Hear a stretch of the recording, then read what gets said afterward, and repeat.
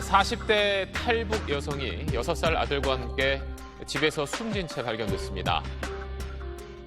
집 냉장고는 비어 있었고 고춧가루 외에 음식이 남아있지 않았습니다.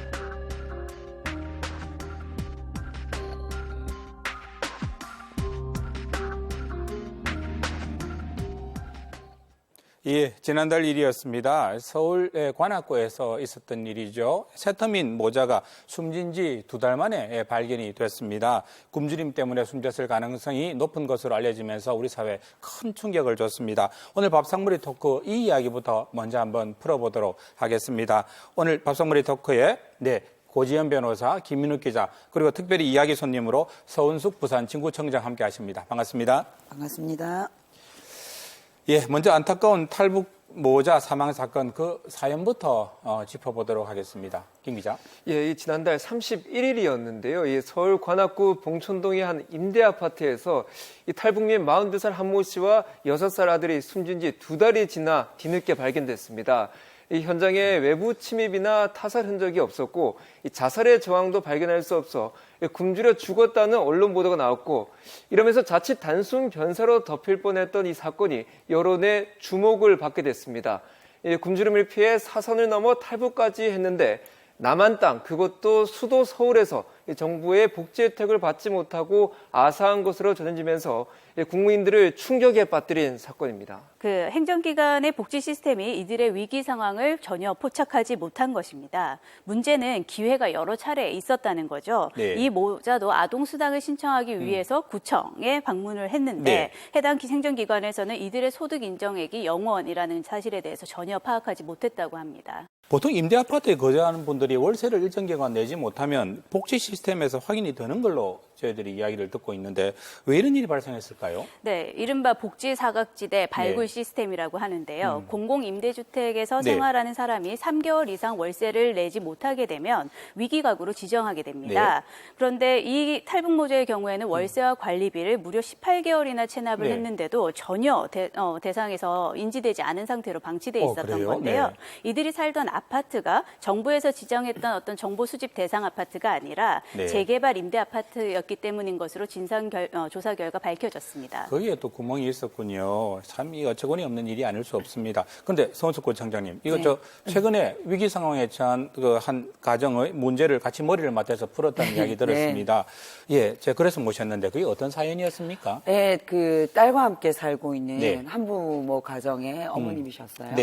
근데 이분이 이제 친정 어머니 집인 임대 아파트에서 함께 살면서 친정 어머니와 같이 사셨네요. 그렇죠. 근데 어머님이 이제 오래 아프셨기 때문에 병관을 하면서 이제 같이 사셨죠. 근데 최근에 이제 어머님께서 돌아가시게 됐습니다. 예, 어머님이 돌아가시고 나니까 거주하고 있던 임대 아파트에서 이제 퇴거 명령을 내린 어머니 거죠. 이름으로 된 임대 아파트다 보니까 쫓겨나게 된 거군요. 네, 퇴거 명령을 내린 거죠. 그래서 이제 법적으로 거주권을 승계할 수 없게 되니까 이분이 이제 갑자기 본인이 살던 집에 쫓겨나게 되니까 불안감, 막막함 이런 것들을 느끼게 되시는 거죠. 그래서 저희가 좀 머리를 맞대서 방법을 좀 찾아드렸습니다. 어떻게 이게 불법적으로 뭘 하시거나 아니실 테고요. 그렇죠. 방법이 있었습니까? 네, 저희가 이제 여러 가지로 기초생활보장제도나 아니면 긴급 지원이나 이런 걸 찾았는데 사실 이게 요건이 충족이 되지 않았어요. 근데 이제 저희가 찾아낸 방법이 그 LH나 도시주택공사에서 하는 공공임대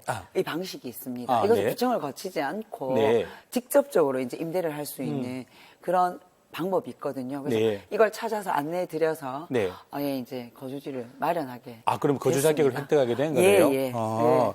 사실 그래가지고 저희 시사만사팀이 이 주인공들을 직접 만나봤는데 먼저 당시 막막했던 사연 이야기 한번 들어보겠습니다. 어머니 돌아가시고 막상 이제 뭔가를 이제 내 생활을 해야 되겠다 하고 관리소에 전화를 하니까 빠른 시일 내에 나가라 이렇게 얘기를 하더라고요. 너무 무능력하더라고 내 자신이요. 그래서 누가 아이를 진짜 맡아줄 사람만 있으면 아이를 위해서 죽어야 되나 이런 생각까지 했었거든요. 구청장님 이야기 듣고 나서 생각해 보면 법적, 제도적 체계 하에 내에서 과연 구제 방법이 없는가 아니면 우리가 혹은 무성의해서 혹은 또 관행에 젖어서 놓치고 있는 게 아닌가 그런 생각을 해보게 됩니다.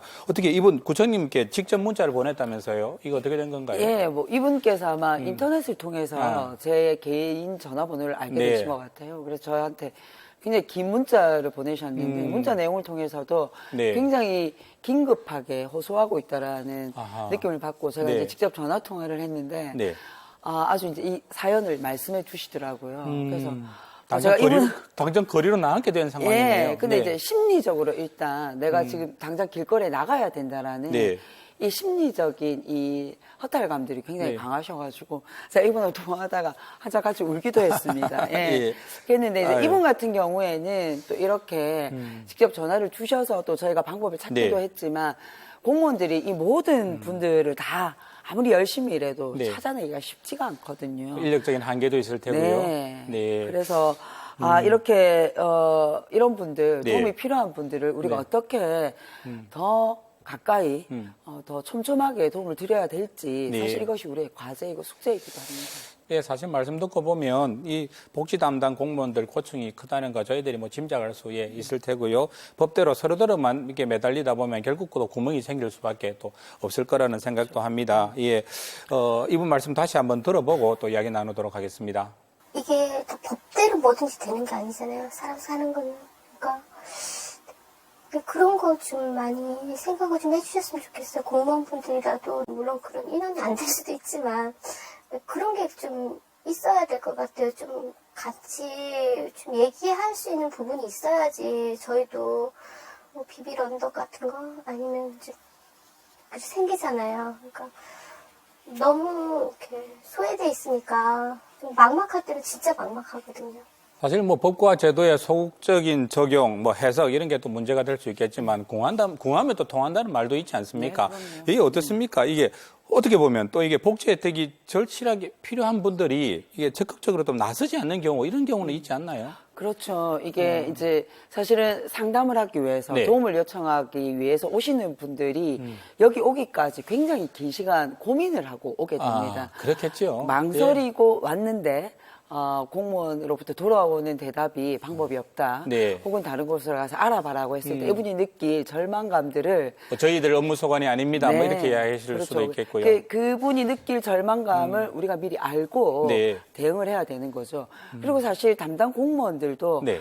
너무나 많은 이 복지 이 도움의 혜택을 드릴 수 있는 것들이 너무 많아서 내용을 모를 때가 많아요. 실제로요? 그래서 네. 저희가 이제 부산진구청 같은 경우에는 한눈에 보는 부산 진구복지북이라고 해서 네네. 이걸 늘 책상 옆에 두고 네. 오셨을 때 찾아서 네. 우리 부서의 일이 아니라도 찾아서 그 담당 부서로 함께 안내해 드릴 수 있도록 늘 이렇게 지도를 하고 안내를 드리고 있습니다. 아니, 그래. 그 네. 책은 그러면 제가 어떻게 보니까 이거 진구청만 갖고 있을 게 아니라 좀 많이 만들어서 다른 지역에도 좀 배포를 하면 좋겠습니다. 네, 아마 뭐 다른 구에서도 여러 가지 노력을 네. 많이 할 거예요. 근데 무엇보다 제일 중요한 것은 네. 오신 분들에게 내가 이분에게 뭔가 도움을 드려야 되겠다. 네. 이것이 구청 안에서 이루어지지 않는다면 바깥에 네. 사회복지 공동 모금회나 이런 모금 기관들을 통해서라도 후원을 하실 수 있도록 연계해줘야 되겠다라는 그 적극적인 자세. 네. 그 자세가 한 사람이라도 더 어려움을 구해줄 수 있다는 생각이 들고요. 그리고 도움을 필요로 하시는 분들도 네. 그 어려움을 이겨내고 꼭 네. 찾아와 주시기를 주민센터에 부끄러워서 못 오는 분들도 있죠. 네, 주민센터이든 복지관이든 네. 꼭 와주셨으면 좋겠고요. 네네. 그 심리적 이 허탈감들을 이겨내시고 오시면 네. 무엇이든 도와드릴 방법은 저는 있다고 생각합니다. 알겠습니다. 예, 어떻게 뭐 또 소개할 만한 분이 있다면서요? 네, 현재 부산진구청 구내식당에서 네. 조리원으로 일하고 계시는 김성자 씨입니다. 네. 남편의 벌이가 거의 끊어진 상황에서 정부가 지원하는 생계비로 어린 자녀 4명을 기르고 있었는데요. 네. 아이들이 어린이집을 나가기 시작하면서부터 그 생계 지원마저도 끊어지고 죽음을 생각할 수밖에 없는 아이고. 그런 힘든 나날을 보냈다고 합니다. 이제 집에서 애들을 보호하고 있을 때는 돌볼 때는 이제 그때는 일을 할 수 없는 상황이니까 그때는 인정이 되지만 어린이집을 보내있을 경우에는 그 나머지 시간에는 일을 해야지 된다는 거예요. 그러면서 일반 수급자에서 조건부 수급자로 전환을 시켜버리더라고요. 네, 그렇게 힘들었던 김성자 씨, 정부가 추진하는 자활산업 사업에 참여하게 되면서 좀 나아지게 됐습니다. 간병, 행정보조, 도시락 사업단, 또 도서관 사서 등 여러 가지 일을 경험하게 되는데요. 그렇게 경력이 쌓으면서 현재의 주방 조리원 일까지 맡게 되신 거죠. 생활이 안정되면서 이제 남편의 사업비도 어느 정도 다 갚을 수 있는 상황이 되셨고요. 무엇보다도 아이들이 어느새 훌쩍 커서 이제 자신에게 굉장히 든든한 마음까지 든다고 하시네요. 김성자 씨, 과거에 자신과 같은 상황에 처했던 분들에게 하고 싶은 이야기가 있다고 하십니다. 지금도 보면 뉴스를 통해서 보면 못 먹어서 굶어 죽는 사람들도 있고 또 빚이 너무 많아서 살 수가 없어 자살하는 사람들도 많아요. 근데 그 사람들을 제가 볼 때 저도 그런 걸 같이 이제 저도 겪었으니까 저도 애들 키우면서 없어서 정말로 죽고 싶다. 이렇게까지 진짜 내가 살아야 되나라는 생각도 했는데 그분들도 이렇게 너무 그거 하지 말고 죽으려고도 하지 말고 너무 낙감하지 말고 그냥 주위에 한 번만 문만 두드리면 이렇게 좋은 게 있다라는 걸 좀 아셨으면. 한 번만 문만 두드렸으면 하는 김성자 씨의 이야기가 여러 사람들에게 용기가 될 수 있을 거라는 생각도 듭니다. 송파 세모녀도 그리고 탈북 모자 사건도 다시는 이런 참극이 우리 사회에 없어야 되겠다 하는 생각 해봅니다. 예, 총장님 오늘 자리 함께해 주셔서 고맙습니다. 감사합니다.